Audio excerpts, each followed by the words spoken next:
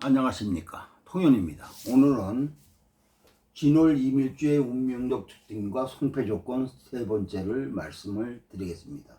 이모일, 임신일, 임술에 대해서 더 구체적으로 설명을 해드리겠습니다. 구독과 좋아요를 눌러주시면 감사하겠습니다. 이모일주가 진월에 나면은 제일 먼저 문제가 난습하다입니다. 난습. 임수는 일정 부분 습을 조절하는 역할을 합니다. 습이 올라오지 않도록 하고 습을 끌어모으는 역할도 합니다. 개수는 발산하는 에너지죠. 그런데 임수는 안으로 수렴하는 에너지가 더 강합니다. 같은 술에도. 임수는 모으려는 에너지가 집중됩니다. 임수는 에너지가 밖에 있고 방향은 안으로 향해져 있습니다. 밖에서 안으로 간다는 것은 죽음이 시작됐다는 뜻이죠. 더 어두워지는 곳으로 들어가는 겁니다. 개수는 안으로 이미 에너지가 다 들어와 있습니다. 그래서 에너지의 위치는 안에 있지만 에너지의 방향은 밖으로 향하고 있습니다. 그러니까 개수는 발산 시기가 강하다 이거죠. 발산 시기. 밖으로 나가려는 기운이 강하다 이게. 대상 중심에서는 쓰기가 편하죠. 진월에 오화로 되어 있다면 임수가 술을 끌어모아야 되는데 임수 자체가 안으로 모으는 힘이 잘 안 됩니다. 왜냐? 진월에 오화 때문에 그렇죠. 오화는 풀어지는 거니까 이렇게 풀어지는 기운이 있으니까 끌어모으는 기질이 잘 안 되죠. 그래서 진월의 오화 때문에 결집 능력, 응집하는 힘 이게 잘 안 됩니다. 수가 결집하고 응집해야 대상을 씻어서 자기가 오염을 끌어안게 됩니다. 그런데 그게 잘 안 되죠. 그러면 맑은 물, 정화 능력을 갖추고 있는 물이라고 말하기가 어렵죠. 일지 이렇게 오화가 있지 않습니까? 그러면 뭐가 돼요? 정임합이 되죠. 정임합. 오중에 정화와 임수하고 정임합이 되죠. 임수하고 암합을 합니다. 이런 걸 갖다가 암합 그럽니다. 일지와 합한 것을 암합 그러죠. 암합은 자기가 앉은 자리에 정기와만 합을 합니다. 사주 그 책을 보면은 계사일주도 암합이라고 이렇게 설명한 책들이 있습니다. 이거는 암합이 아니에요. 왜냐? 정기가 아니기 때문에. 아까도 얘기했죠. 암합은 정기끼리만 합하는 겁니다. 근데 사의 정기는 뭐예요? 병화죠. 무토는 역입니다. 이건 암합이 아니에요. 이런 간지의 작용을 정확하게 구분 정리해야 하는데 마음대로 활용하고 있습니다. 예를 들어서 월지가 신금이고 을일간이다. 그러면 을경합, 암합이다 이렇게 얘기하는데 이것도 잘못된 겁니다. 암합은 자기가 앉은 자리에서 합하는 거고 지지끼리는 자기 옆에서 것만 합합니다. 뭐 그냥 여기저기 넘어가면서 합하는 게 아니에요. 우리가 사주 공부를 할 때 각종 신사를 공부하죠.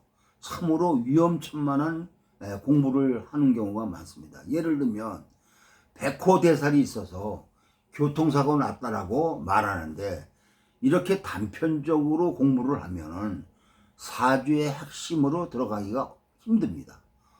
이런 표현은 이미 일어난 결과를 놓고 끼워 맞추는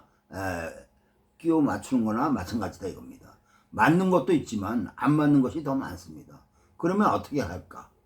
그래서 사주가 맞니 안 맞니 이런 말이 많습니다.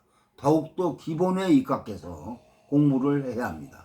합도 옆에 있어야 합이 되는 건데 연지, 일지, 심지어는 시지까지 연결해서 합을 말하는데 그렇게 공부하면 맞는 것도 없고 안 맞는 것도 없습니다. 결론은 사주가 안 맞는다 이다 이거죠. 너무 엉터리로 사주를 공부하고 가르치고 있는 것이 문제다 이거죠. 다시 돌아와서 이모일주로 암합이 되면 임수는 뭐예요? 오화에 집중한다 이거죠. 자기 앉은 자리에 쏠림이 형성되는 겁니다.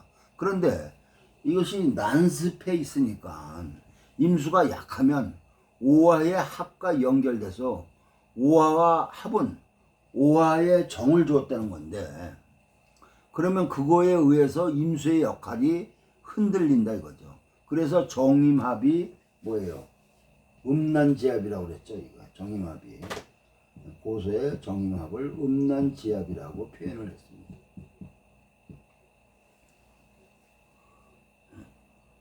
음란지합이라는 뜻은 성적으로 음란하다고 말하는 것은 여러 가지 작용 중에 하나입니다. 그것을 그냥 음란지합이라고 그러는데 그것이 아니에요. 여러 가지 작용 중에 하나입니다. 음란이라는 의미는 잘 보세요. 음란이라는 의미는 자신의 경계가 무너지는 겁니다. 그게 음란의 뜻입니다.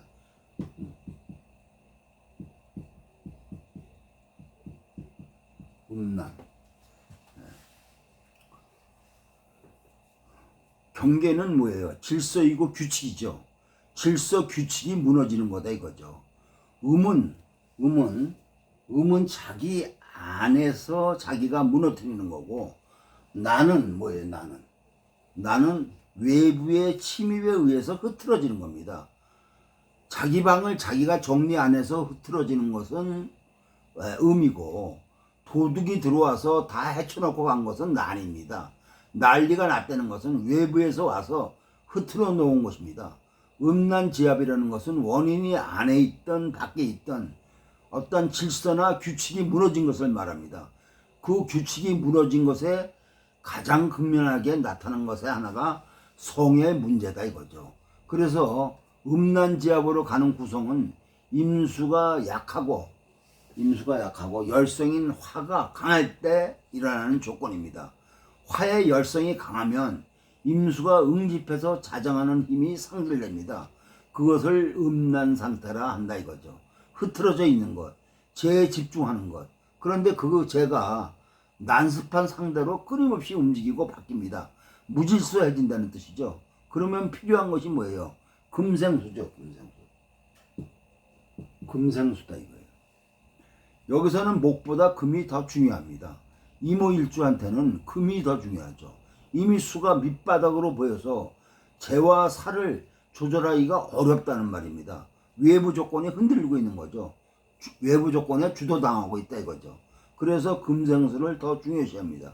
그래서 수온을 얻고 그 다음에 수생목으로 자기의 역할로 목국토가 연결이 되는 겁니다. 목국토가 쉽지 않죠. 화 때문에. 이미 오화가 있기 때문에 목토가 쉽지 않습니다. 그래서 이 구조는 금이 수를 생해서 수생목까지만 돼도 충분합니다.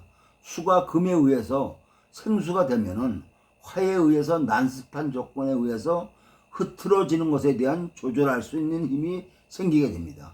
그래서 정임합을 볼 때 다 음란지합이 아니라는 뜻입니다. 임수가 강해서 정화의 열성을 제압한다면 오히려 권위를 형성합니다. 그래서 정임합만 보고 음란지합이라고 말하지 마시길 바랍니다. 음란지합이라고 갈 수 있는 것으로 설정되어 있는지 아닌지를 판단해 보시고, 정임합은 다른 합에 비해서 굉장히 유종한 합입니다. 합이 지향하는 게 목이죠. 합파에서 목이 됐다라고 생각하지 말고, 우리가 정임합을 하면 목이다, 목으로 합했다 이렇게 되는데 이건 아닙니다. 합파에서 목이 됐다는 거고 생각하지 말고, 합하는 목적이 목을 지향하는 거다 그렇게 생각하면 됩니다. 그러면 수생목 목성화로 연결이 된다는 뜻이죠. 통관 역할이 된다 이거죠. 자기들이 합하고 있는 거에 대한 연결고리를 목으로 지향점을 가지고 있다 이겁니다. 결속력이 굉장히 뛰어나죠. 수가 약하고 정화가 열성일 때는 정임합을 조심해서 봐야 됩니다. 멀쩡하게 있던 정임합이 화가 운에서 열성으로 전환될 때 그 사람의 역할이 달라지는 것을 볼 수가 있습니다. 그렇게 괜찮았던 사람이 달라집니다. 그래서 난습한 부분, 재생살로 진행되는 것을 임수가 조절할 수 있어야 됩니다. 이렇게 되는 것을 조절하지 못한다면 임수는 밖에 주어진 것에 휘둘리게 됩니다. 자기 절제, 통제 이런 것들을 하기 어렵다 이거죠. 그렇게 되면 남녀 모두 음란적 형태, 규칙이나 통제 부분이 잘 안 되는 것을 말합니다. 자기가 규칙을 정하고 자기가 무너집니다. 그래서 우리가 작심삼일이라는 말도 거기에 해당합니다. 자기가 한 약속, 자기가 한 계획, 규칙을 지키지 못하는 거, 이게 음란지합이다 이거죠. 그 다음에 임신일주가 진월에 태어났으면, 임신일주가 진월에 나면은 신진으로 갑을 오죠. 갑에서 임수가 작용이 됩니다. 편인과 살이 연결돼서 살인 상생을 하죠. 이거는 편인이고 이거는 살이죠. 살인 상생을 하죠. 근데 살인 상생인데 이게 삼합으로 연결된다는 뜻이다 이겁니다. 임수가 없으면, 만약 여기에 임수가 없다면은 이거는 갑이 아니고 그냥 토생금입니다. 토생금. 그런데 이제 이렇게 돼 있으니까 임수를 기준으로 에너지가 결집되어 있다 이렇게 보는 거죠. 진토의 목적과 신금의 목적이 임수에 의해서 연결이 된 겁니다. 그것을 갑이라고 합니다. 갑은 삼합에만 있어요. 방국에서는 안 됩니다. 방국에서 예를 들어서 인진이 갑목에 투견화돼서 이게 방합이 되는 게 아닙니다. 천간에 갑을목이 있어도 목국이 아니다 이거죠. 방국과 삼합은 본질적으로 다릅니다. 방국은 그냥 세력이 모이는 거죠. 왕지가 빠지면 안 모입니다. 천간에 대표하는 게 있어도 왕지가 빠지면 안 모이죠. 그런데 삼합은 목적하는 합이다 이겁니다. 그래서 목적이 뚜렷하면 목적을 지향하게 돼 있습니다. 그런데 뭐에 목적하나? 수라고 하는 기적인 지향점이 있다 이거죠. 그래서 수가 연결되지 않으면 진토와 신금은 그냥 토생금일 뿐입니다. 진월 임신일은 살인상생이 돼 있고 임수가 대표한다 이거죠. 신금이 살을 조절하는 힘을 이미 갖고 있습니다. 살에 끌려가지 않습니다. 살을 수렴해서 받아들여서 소화해서 자신으로 전환하는 에너지를 갖고 있습니다. 살인 상생을 한다는 것은 살을 이해하고 배울 수 있다는 뜻이죠. 살에 대한 조건을 본인이 활용한다는 것입니다. 그러면 여기는 목만 있어도 충분히 자기 능력을 발휘하게 되겠죠. 목만 있어도. 그런데 금극목을 경계해야 되죠. 일지에 신금이 있어서 천간에 경금이 나온다면은 금극목이 아주 강하게 일어나죠. 금이 강하기 때문에 금으로부터 간목을 보호해야 합니다. 그래서 병화가 같이 나와 있으면 좋죠. 그냥 간목만 있어도 식신을 쓰는데 임수라고 하는 자격을 갖춰서 합니다. 이것이 삼합의 코드로 연결되어 있으니까 전문화된 조건을 만들어서 식신을 쓰려고 하죠. 살인상생과 식신 제사를 겸하고 있으니까 살과 연결된 자격이 뚜렷하죠. 그러면 사자가 보입니다. 사자. 전문가가 되죠. 사업에 종사하는 것과 연결. 사업은 뭐예요? 법을 다루는 검사, 변호사 이런 걸 얘기하고, 또 병을 다루는 의사, 이것이 대표적인 산업이죠. 그 다음에 임술일이 진월에 나오면 진술충이 되죠. 진술충. 그 충보다 우선하는 게 뭐예요? 토가 많다 이거죠. 토가 많다. 그러면 임수가 살들에게 압박을 받는 거죠. 살들에게 압박을 받는다는 것은 임수가 주도하지 못한다는 뜻이죠. 십성으로 살이라는 것은 외부에서 나를 극하는 겁니다. 정관은 정관과 칠살에서 차이점은 뭐냐면 정관은 뭐예요? 외부에서 나를 극하는데 내가 인식하는 겁니다. 이미 예고장이 들어와 있어요. 너 언제까지 돈을 안 내면 차압한다고 예고장이 들어와 있습니다. 혹은 속도 위반을 넘으면 벌금이 부과된다라고 규칙이 공개되어 있습니다. 정관은 규칙이 공개되어 있는 것을 말합니다. 나도 알고 너도 알고 모두 아는 겁니다. 그것이 정관의 규칙입니다. 그런데 이 살의 규칙은 내가 모를 수 있습니다. 계고장 없이 그냥 차압이 들어오는 겁니다. 이것이 살입니다. 살은 정관보다 멀리 있는 것 같지만 속도는 정관보다 10배 이상 빠릅니다. 그럼 그것을 조절할 수 있는 힘을 갖고 있어야죠. 그게 안 되면 내가 외부 조건에 노출이 된 겁니다. 정관이라는 것은 외부에서 들어오는 거고 정관이 기신적 작용으로 들어온다면 꼼짝 못하죠. 그냥 통보하고 들어온 거니까 방법이 없습니다. 벗어날 수 없습니다.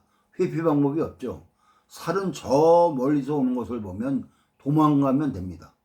살은 시간과 공간에 대한 한정성이 있습니다. 근데 정관은 한정성이 없어요. 우리나라 전체에 통합니다. 국제법에 통하든지 해서 벗어나기가 힘들다 이거죠. 살은 외부 조건에 노출돼 있어서 그것을 조절할 수 있느냐다 이겁니다. 살은 느닷없이 들어오는데 이것을 불축지사라고 하죠. 예고 없는 일입니다. 예측하기 어렵습니다. 예고 없이 들어오는데 그거에 대한 방어 능력을 갖추고 있어야 된다 이거죠. 그것이 살이 인성이 있든지 신이 있어야 된다는 말입니다. 살에 인성이 있을 때는 인성이 강해야 됩니다. 인성이 약하면은 살을 공부한 듯 하는데 다 소화하지 못하고 있는데 살이 들어온 거죠. 그러면 살이 인성을 보고 천천히 들어오는 게 아니고 인성을 넘어서 들어옵니다. 그런 걸 뭐예요? 월극이라고 하죠. 월극. 월극.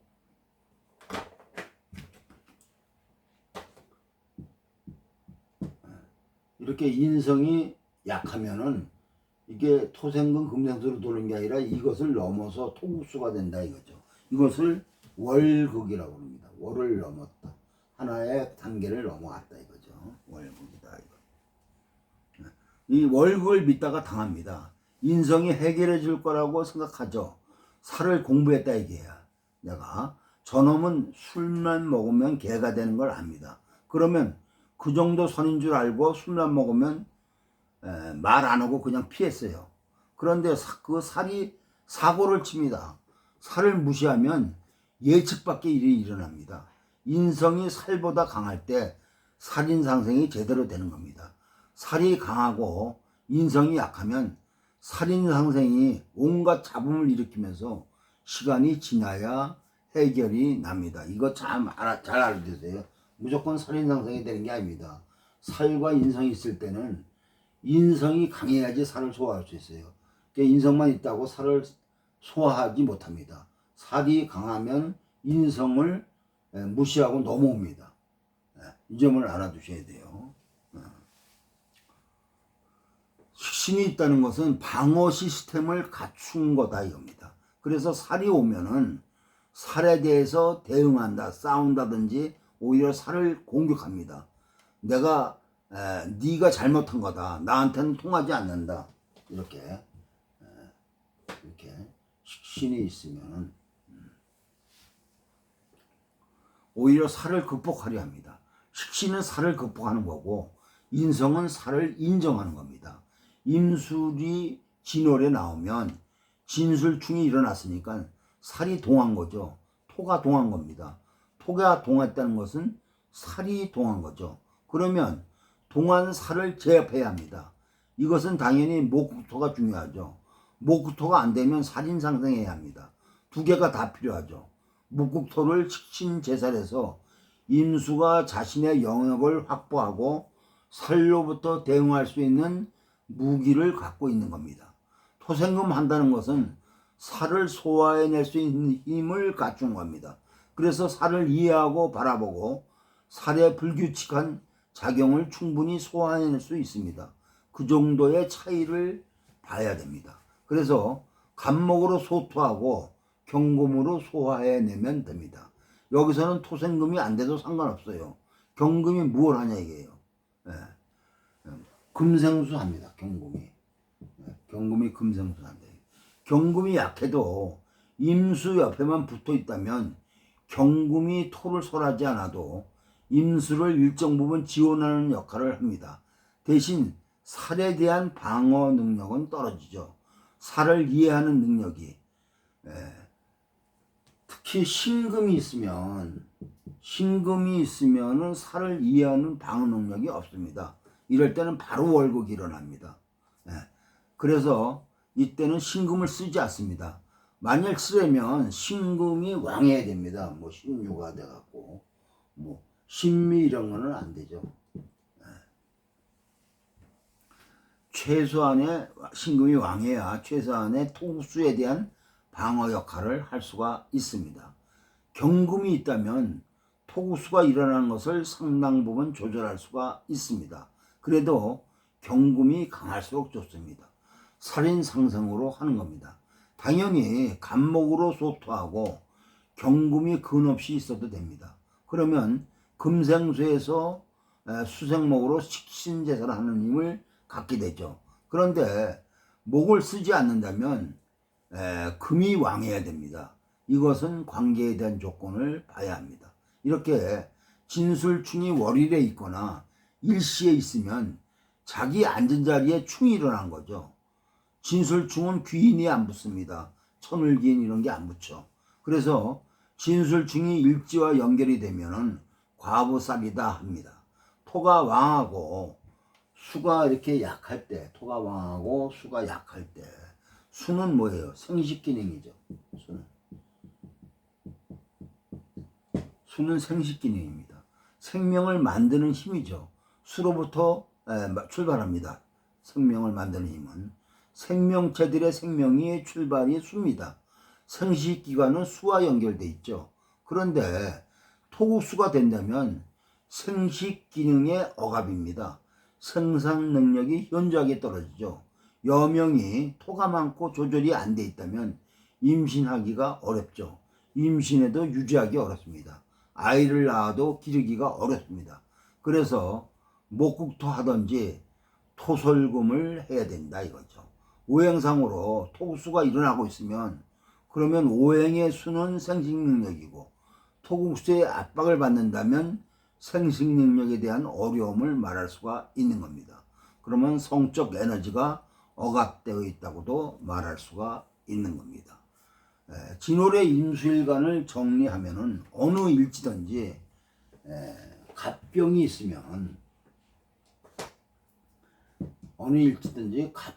있으면 됩니다. 진월의 갑목과 경금만 잘 발현되어 있으면 과갑이 정연하다. 과거급자가 정연하다 이거죠. 요새로 말하면 고시합격한다. 뭐 이렇게 되는 겁니다. 진월의 임수이기 때문에 화가 적극적으로 필요하지는 않습니다. 이것은 진월의 개수하고의 큰 차이입니다. 진월의 개수는 진토를 정관으로 보죠. 정관은 되도록 건드리는 것이 아닙니다. 쓰임이 정관을 보호하는 입장으로 바라보는 것이 형성되어야 하는 겁니다. 오늘은 여기까지입니다. 구독과 좋아요를 눌러주시면 감사하겠습니다.